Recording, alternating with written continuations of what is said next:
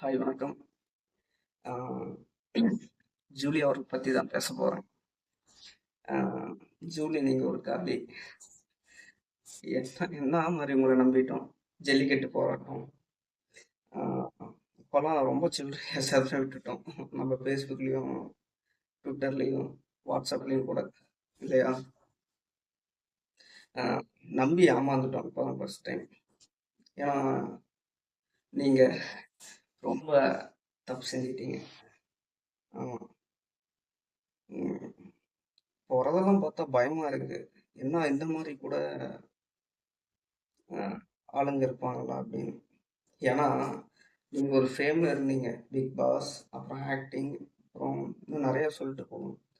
ஏன்னா, நீங்க இந்த மாரி செஞ்சோன்னு சொல்லி நம்ப முடியல. அப்புறமேட்டு தான் டிஎம்கே ஆஃபீஸ்ல இருந்து ஒரு தெரிஞ்சவருக்கு நான் கால் பண்ணேன். கால் பண்ணும்போது, ஆனா இந்த மாரி இந்த அக்கா பத்தி பேசுறாங்களே, உண்மையானே? அப்படின்னு நான் கேட்டேன். ஆமா தம்பி, இந்த மாரி தான் உண்மை. நாங்களே தெரியாம சேர்த்துக்கிட்டோம். பேசவும் வச்சுட்டோம். இப்பதான் ரியலைஸ்ட் ஆவுது. அ ரொம்ப தப்பு பண்ணிட்டோம் அப்படின்னு. ஏன்? எதனால? அப்படின்னு நான் கேட்டேன். தெரியலப்பா மேலிடம் என்ன சொல்லுதோ அதுதானே அப்படின்னா, அந்த அண்ணன் சொன்னாரு. சரி ஓகே. நான் ஒரு தகவல் கிடைச்சுச்சு. என்னன்னா, இன்னும் 1 மாசத்துக்குள்ள கம்பி தான் எண்ணணும். அது மட்டும் நல்லா தெரியுது. அந்த அண்ணன் கன்ஃபார்மா சொன்னாரு.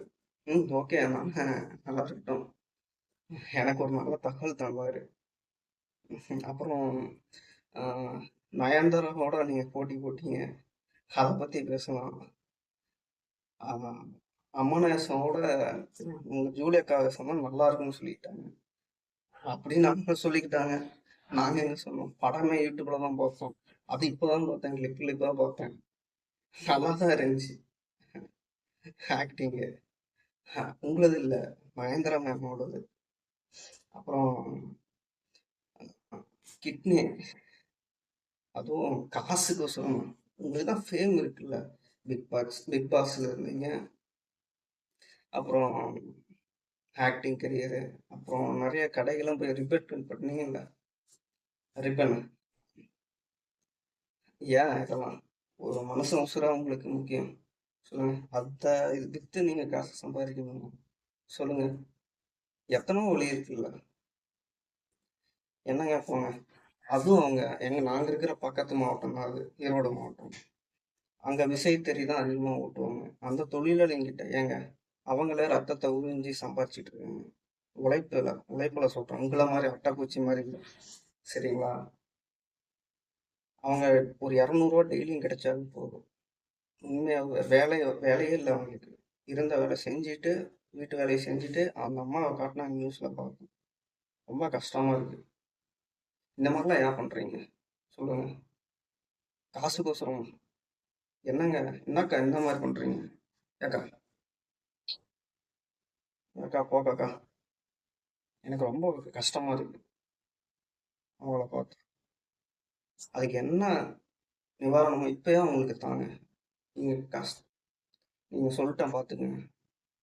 ஏன்னா, அவங்க ரொம்ப கஷ்டத்துல இருக்காங்க. கஷ்டத்துல இருக்கறனால தான் அவங்க வலை போட்டு பிடிச்சீங்க. இல்லையா? அவங்களும் சரி அப்படின்னு சொல்லி தந்துட்டாங்க. பிரச்சனை இல்ல. அவங்க சம்மந்தப்பட்ட ஹாஸ்பிட்டலுக்கும் கவர்மெண்ட் வந்து தடை போட்டுருச்சு. இல்லையா? இப்படிதான் நியூஸ்ல வந்துச்சு. சரிங்களா?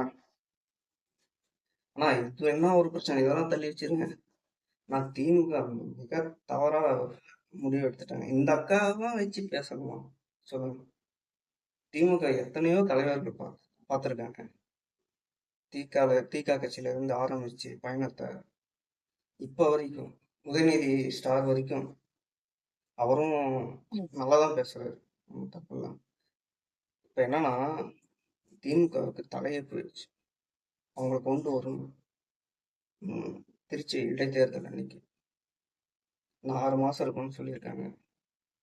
ஸ்டாலின் வந்தா தான் ஆரோக்கியமான போட்டி இருக்கும். கண்டிப்பா. ஏன்னா எதிர்க்கட்சி அவங்க தான் இருக்காங்க. ஆமா. எதிர்க்கட்சி அவங்க இருக்காங்க. ஏன்னா ஸ்டாலின் ஐயா இல்ல. அவங்க தோல்வி பயப்பட்டார். அதனால திருச்சி இடைத்தேர்தல் அன்னைக்கு வேட்புமனு தாக்கல் பண்ணுங்க. என்னோட சார்பு. எனக்கும் அதுதான் சார். இல்லையா? அப்புறம் அதான் புடிச்சிருந்தா சப்ஸ்கிரைப் பண்ணுங்க. அதுதான் எனக்கும் ஆசை. ஏன்னா கமெண்ட் பண்ணுங்க கொஞ்சம். சப்ஸ்கிரைப் பண்றீங்களோ இல்லையோ? கமெண்ட் பண்ணுங்க. ஓகேங்களா? அப்பதான் நீங்க என்ன நினைக்கிறீங்கன்னு எனக்கு புரியும். சரி. ஓகே.